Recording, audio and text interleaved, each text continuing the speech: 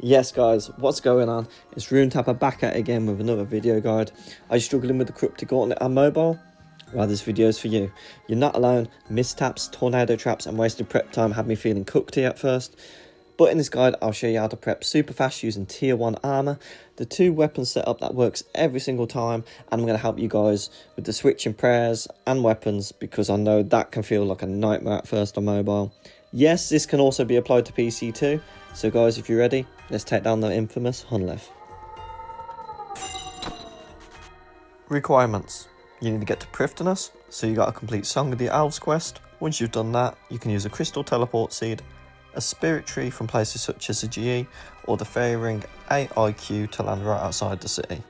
Once you're here, use the teleport shown on screen, and that'll take you to where I am now, and that's where you can enter the gauntlet. Secondly, one completion of the normal gauntlet, basically diluted version of the Corrupted Gauntlet. If you follow this video, you're going to be fine. Stats. Look guys, I know a lot of people can complete this at a low level with amazing RNG and they'll sit there for ages trying to get a low level win. Don't do that. I learnt this at low 80s and that was a struggle enough. I would recommend at least in the 80s, possibly go 90s if you can. It's going to make your life so much easier. So yeah, 80s or 90s. And finally for prayer, at least 77, so you can have rigor and augury. So bottom line, get the quest done, 1 gauntlet completion, have your stats up, and you're good to go. To make your life easier, make sure you got these 3 hotkeys set up. Tag NPCs, tile highlighter, and tap to drop. Enter into the Corrupted Gauntlet. Toggle the NPC highlight, hold click on the boss, tag all. This is so you can see his melee range so you never step under him. This will also tag the tornadoes so they're easier to see. Use your tile highlighter and highlight the same tiles I am here, 3 steps away from the doors. This is going to be super important for the end of the boss fight, but for now don't worry about that, just highlight them. You can use this teleport here to exit the dungeon at any point. This will be super important for when you're learning the prep phase and trying to get down your times. The tap to drop key is there for the prep phase, so we can drop loads of loot super quick and keep on moving. The last tip, if you guys still struggle after this video, you can use a Bluetooth keyboard to switch between inventory and prayer. That is not needed, but if you need it, go for it, it might help you guys. Resources and items in the Corrupted Gauntlet. I don't want this to be long, so I'm going to speak very quick. Screenshot it, pause it, slow it down, do what you need to do. Corrupted Shards, this is your currency for the entire minigame. Corrupted Scepter, it's a weak melee weapon, do not drop this, this opens doors. Axe to chop bark, pickaxe to mine ore, linum you handpick, you don't need an item. Bark, ore and linum, along with shards, make your arm pieces. Harpoon, catch fish, cook it, eat it, food source. Pest and mortar uses to crush corrupted shards into dust. Vials are created from corrupted shards. These hold water. You collect herbs around the map. The herbs go into the vial of water along with the dust. That makes your Eggnil potion. The Eggnil potions restore prayer, stamina and run energy. Weapon frame to make your basic weapons before upgrading. I'll show you how to get these. Demi bosses drop loot and the maximum weapon upgrade. I'll talk more about this in the future. And teleport crystal is your 1-click teleport back to spawn. Screenshot for later. I promise you it's not as hard as it looks. Just use this for reference in the future. So once you start the minigame, this is what you'll spawn with. A Corrupted Scepter, Pickaxe, Axe, Pestle and Mortar, and 1 teleport seed. And finally, this is what we need to kill the boss. This is our end goal. We want full tier 1 armor, which is the lowest level armor you can get. Perfected bow and staff, the strongest weapons you can get. 3 Eggnil potions, and a full inventory of fish. To make this as clear as possible, I'll split the prep into 3 journeys. Each journey has its own goal. Journey 1 will get you started with your first weapon and basic supplies. Journey 2 is all about upgrading your weapons and crafting armor. Journey 3 is the cleanup round to finish everything off and stack your food before the fight. Feel free to screenshot this guys, this will be helpful for you. It will show you everything I'm about to explain. Before we start the journeys, let's take a quick look at the map. The big room in the centre is always Hunlef's chamber. That's where the boss fight happens. Your spawn room will always be located in one of the 4 sides of the chamber, north, south, east or west, attaching to the boss room. The demi-bosses can only spawn in the 9 specific rooms, the far north, south, east and west, plus the 2 connector rooms leading to each side. That's why in Journey 2, we'll know exactly where to find them. Journey 1. Enter the Corrupted Gauntlet. Exit on the door on the left, circle clockwise. What we need to do is we need to kill rats, bats and spiders to get our first weapon frame. Any room that has a total of 3 rats, bats and spiders, you're guaranteed a weapon frame in. So if you're as lucky as me in the first room, you get that. Also, you want to look out for ore, bark and linen. These are the parts that make up the armour. So once you find some ore, mine the ore, drop the pickaxe straight away for space and move on. Same process for bark, you're getting it now. Chop the tree, drop the hatchet. Now for the linen, you don't have to drop anything after collecting this. Just pick up 3 and you're good to go. Collect any herbs that you find on the way. You're going to need 3 of these before the boss fight, and if you happen to find some fishing spots, grab them fish on the way. This is just going to make the journeys faster and easier for later on. Super quick tip, if you don't get everything that you want in your first run, just make this little circle before going back to the spawn room. Super quick example, I was only missing linen to make my armour for this journey, so I just made a quick loop, got the linen, and then I could have armour ready for journey 2, which was a bonus. To finish journey 1, if you got any fish, cook and drop them, we can use them later. Off to a singing bowl, craft your weapon, either bow or staff, craft your armour if you can, if not drop the materials used for the armour, drop your herbs, equip your weapon and armour if you have it, and off we go to journey 2. And just like that guys, journey 1 checklist is complete. Journey 2, let's quickly talk about the demi-bosses. The first one, there's a dragon. He drops an orb, this allows you to fully upgrade the staff. The second one, the dark beast. He drops a string that allows you to fully upgrade the bow. And thirdly, the bear. He drops a spike, which allows you to fully upgrade the halberd. You can also find multiple of these back to back. So if you kill a dragon, the first one will drop the orb. The second one has a 50-50 shot of dropping the string or the spike. And then if you find a third dragon somehow, he's guaranteed to drop the last remaining item. Just so you can see on the map, we're going to head to the closest demi-boss spawn location. Just like this. If you spawned on the south side, you'll go to the south side. As we move around for Journey 2, looking at the demi-boss locations, keep an eye out for materials. If you're missing anything like ore, bark, linen and all that, collect them on the way. Our first boss here, he's a ranger, so we're going to protect from range, attack him. When he's dead, we'll get the bowstring. Keep searching across the demi-boss spawn rooms. We got lucky here, we got a dragon straight away. So now just protect from magic, attack him till he's dead, and now we've got our bowstring and our orb. Here's an example of a bear. Super easy to save spot. These will obviously drop the spike. We don't need the spike because we're going for the bow and staff. But what you can do is you can use the pestle and mortar on the spike and we get an additional 80 corrupted shards. If you haven't got an orb and a string, zigzag to the next location shown by the green arrow here, collecting all materials that you need on the way. If you still haven't got it once you've cleared them, zigzag down to the south. So you got your orb for your staff upgrade, you got your string for your bow upgrade, and you got any materials in between that you found, including herbs and fish. So let's use the crystal to teleport back to the spawn and finish this off. Cook and drop any fish that you found, that's going to help you for journey 3. So now, craft your second weapon, max out both your bow and your staff now, make any armour you missed, and craft 3 vials. This is journey 2 complete. Here's your checklist, and then off we go to journey 3. This is a secret to always having enough fish. So in journey 3, we're going to circle the boss room. There's a 100% chance that one of these rooms will have a triple fish spawn, which is an extra 12 fish. With your newfound knowledge, let's circle the boss room. Straight away, there we go, triple fish spawn. And yeah, guys, this is your chance. Get every material you need, get all the fish you can hold, and then meet me back in the spawn room. To craft the potions, you're going to use the vials, fill them up with water, put herbs in them, crush up some crystals, put them in, and that's going to be your full potions, which is going to give you prayer and stamina. You can also fill up the vials with water with the fishing poles. Once you made your potions, guys, all you got to do is cook all your fish, drop everything except for the armour you're wearing, the weapon you're using, your alternative weapon, your 3 potions, and your full inventory of food. It should look just like mine here. Now we're ready for the fight. As always, here's your little checklist, and let's get into it. Boss mechanics. So Hunlith, he attacks in cycles of 4. He will attack 4 range at the start of the fight, audio cue, attack 4 magic, audio cue, range, and that just keeps repeating.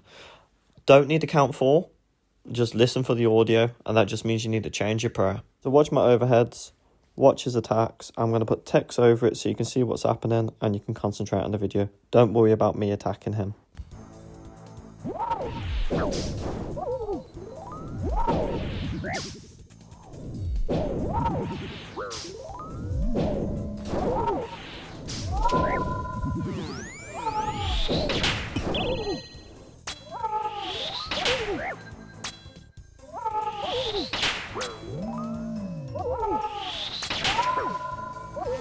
So how do we damage Hunlif? We attack him off prayer. So if he's protecting from magic, we use our bow. If he's protecting from range, we use our staff. He's going to switch every 6 times we attack him. We don't have to count this, just watch his overheads. When it changes, we change. It does take a little practice, but change your weapon, change your offensive prayer whenever he changes his overheads, and you're going to be fine. Sometimes Hunlif fires a purple orb. This disables your prayers. He only does this during magic attacks, so you know you just have to put back on magic on whatever offensive prayer you're using. The only thing to be careful of is if he does the audio cue straight after, which means that he's going to switch to range instead.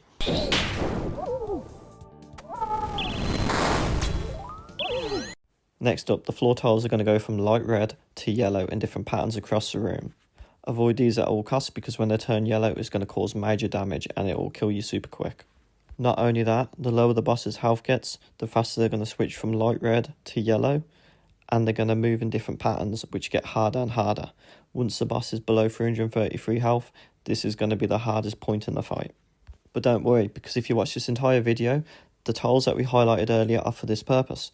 When Hunlif is below 333 health, every single pattern that comes up, it will not tread on these tiles, so you are literally safe spotting the boss. Here's a sped up example of Hunlif in its last phase, with us being on the safe tiles, the floor moving around and us taking no damage from the floor. And now here's a span in the works. All the way through the fight, Hunlif can randomly spawn tornadoes in that are going to chase you around the room and do similar damage to the light tiles. So while sprinting, you need to go in the longest lines possible, avoiding the yellow tiles on the floor and the tornadoes. This is your opportunity to eat, so whenever you're running away from tornadoes, never attack the boss. Just avoid the floor, avoid the tornadoes, and eat as much food as you can. Once you get more comfortable with the boss and you got high enough health, you can attack the boss to get your speeds down, but when learning, normally it's easier for people to use this opportunity to heal, get the health up and their prayer back. As this is the hardest part in the fight, avoiding these tornadoes and the floor, I'm going to give you some examples now, but let me know below in the comments if you would like me to do an in-depth guide on how to move a lot smoother on mobile to avoid all this. I'm going to throw a few extra bonus notes in here. The more that you get Hunlif to the centre before entering the boss room, the safer you're going to be. You want to prioritise overhead prayers, and then your positioning, and then after that your damage and your healing. And finally, just don't step underneath the boss because his melee attack is brutal and can possibly one-shot you. Okay guys, here's your chance to take a screenshot. We're going to put this all together in the full game, but I'm going to give you some examples of tornadoes first, and then we'll do a full Corrupted Gauntlet run. The boss does a big slam, so you know the tornadoes are coming. I think I forgot to mention that. If I did, he slams for the tornadoes. Instantly I stop attacking him, I move away as far lines as I possibly can, get my health up to 95, and back to attack. Next up is at his end phase, his hardest point. I'm already quite low health, so I got to be aware of that. I'm moving, watching my prayers, I'm changing them as he changes attack styles. Hits with a purple orb, got to put my prayer back on, just keep moving. Okay, here's a full example run with everything in it that you need to see. First off, let's start in that left room, ready to circle around. We've got one enemy in here, we're going to kill him for a chance of a weapon frame. No matter, let's do a bit of fishing, I'm going to save us some time later on. We got a tree to chop, and some ore to mine.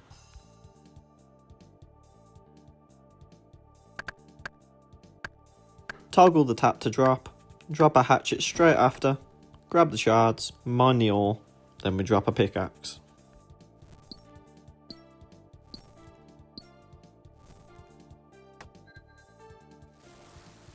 Switch your camera so you can have a little look. Got a herb, we'll take that and keep moving.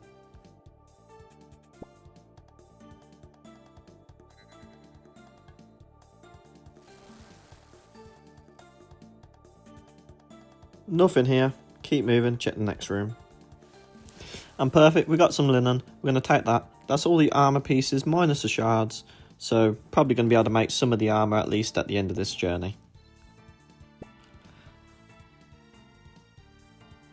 As you can see, triple enemy spawn of all low levels, so we're guaranteed a weapon frame, 2 rats, one bat. We're just going to kill them until we get a weapon frame. I'm not going to speed up any part of this video, so take your time watching it. I know when I was learning I was trying to look at examples and take my time with it, so just watch it all the way through and then you'll be good to go yourself. So there's our weapon frame. We even got another leaf as well, so that's 2 herbs. Just going to head back to the centre. Because the cooker's next to us, we're going to cook and drop the fish first, and then we're going to go craft our weapon and any armour that we have and drop whatever's spare.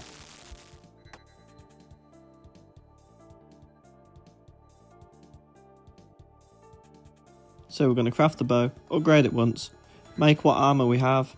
So we're making the helmet and the body, can't make the legs, so we're going to drop the bark, the ore, the linen, and then the spare leaves, and then head towards the demi-bosses so we can triple upgrade our weapon and perfect it. As I move to the demi-boss, make sure you got your bow in hand and your armour equipped. Have a little peek from the side of the door. We got a ranger, protect from range, put on rigor, and let's get the kill.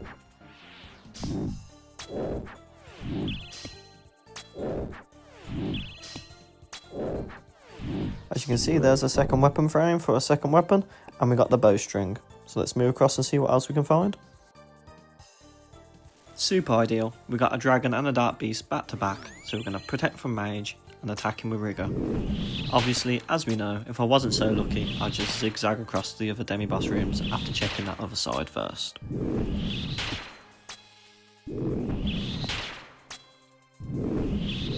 So there's our orb and some shards, pick them up. Accidentally grabbed the frame here, so we're going to teleport back as this journey's done, and we're going to drop the weapon frame. Now you might be noticing I'm lacking quite a lot on fish, so this is where I'm going to finish off making my armour, perfect my 2 weapons, and then I'm going to go look for some fish. And while I'm out there, I'm going to be looking for my 3rd and final herb for my potions. As you can see, I'm only 1 shard off making the leg pieces, but I'm not going to waste any time. I'm going to drop the pieces down and we can make the legs at the end. We've got the 2 perfected weapons, and that's the main thing. As we move across, look, there's 3 herbs in this room. I only need 1. That's the herbs all sorted for this game. There is a fish spawn though, so I'm going to fish that really quick. Kill the pesky little rat because he's just getting in the way.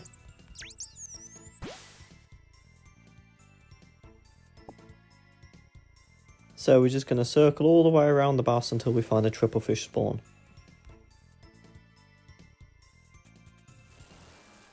As promised, there it is, guaranteed 12 fish.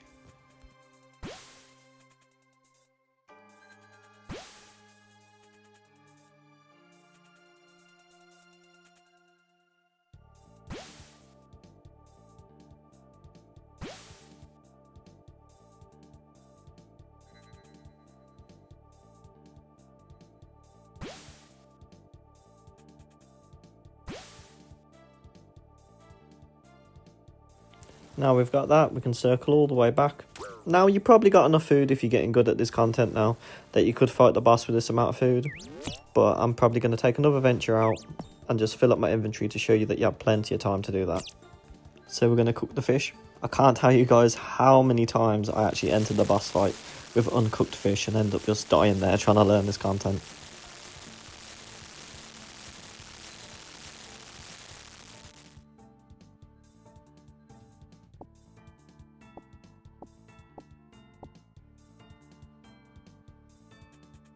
Craft the leg armour.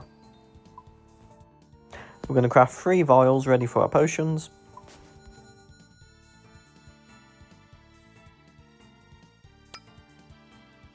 Fill them up with water.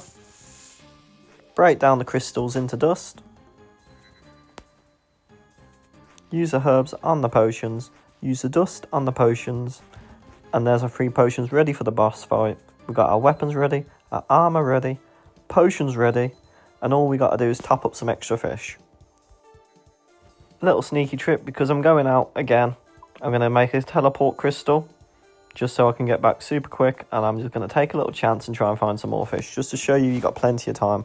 I've literally finished this with almost 2 minutes to spare.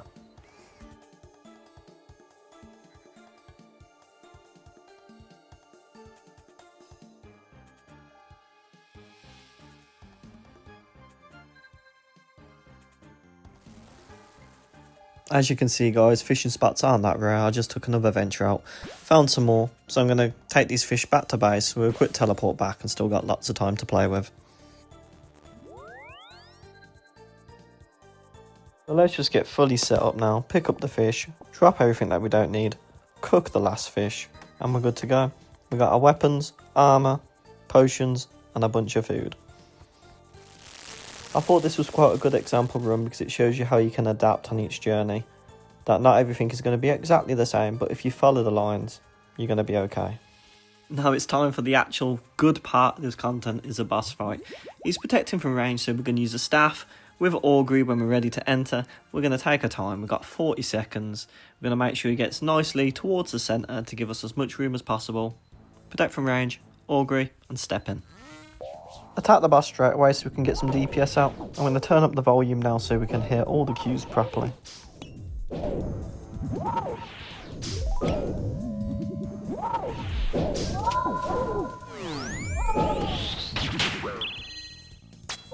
Big slam, so tornadoes. Relax, move, put back on my prayer because he just turned it off. How nice of him. Heal up as we move a little bit. And then we're good to go again. That simple guys. Most people die here because they're just panicking and misclicking. If you relax, it's going to be so much easier.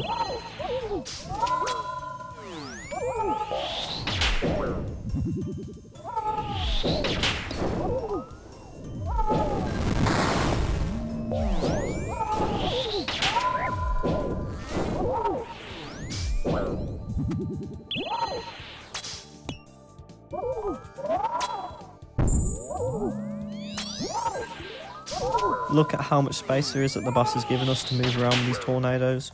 Take advantage of it and just go as long as you can until they disappear.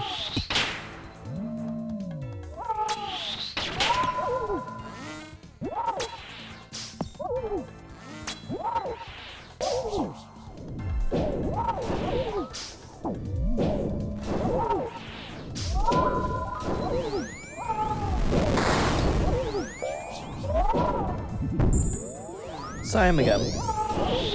Once you're in a rhythm of switching prayers and moving, you guys are going to get this down so easy. Watch the floor here, tries to catch me out, so I'll take a quick back turn, missing the tornado and the floor. That's just stuff that will come in time. Just keep going with it.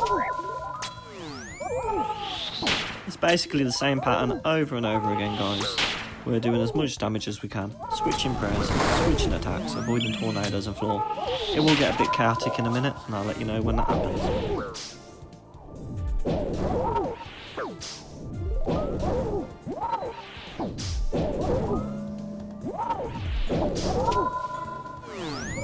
So here's something that comes from awareness.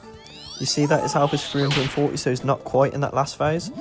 So I'm going to make sure I definitely don't hit him while dodging these tornadoes, so I have the most room moving. And then when I attack him after, I know that he's going to be into that last phase where the floor's going to get much more difficult. If I can ever land a hit, that is. There we go, so now he's in the last phase, which means that when I step across that other tile, it's completely safe. Until I've killed him, the patterns will never land on these tiles now.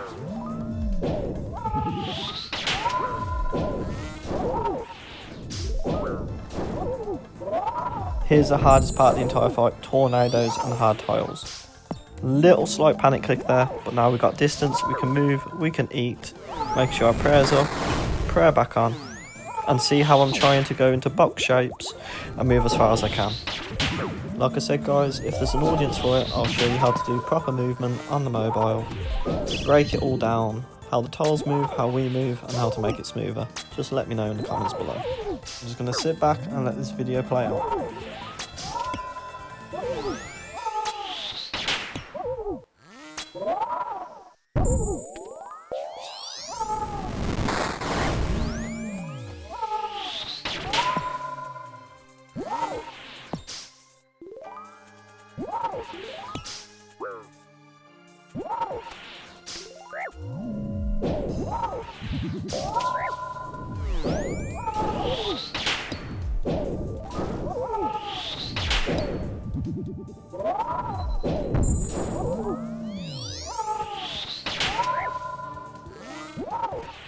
Ignore this, guys, totally didn't happen. I stepped into melee range and I tanked it luckily, but yeah, try not to do that.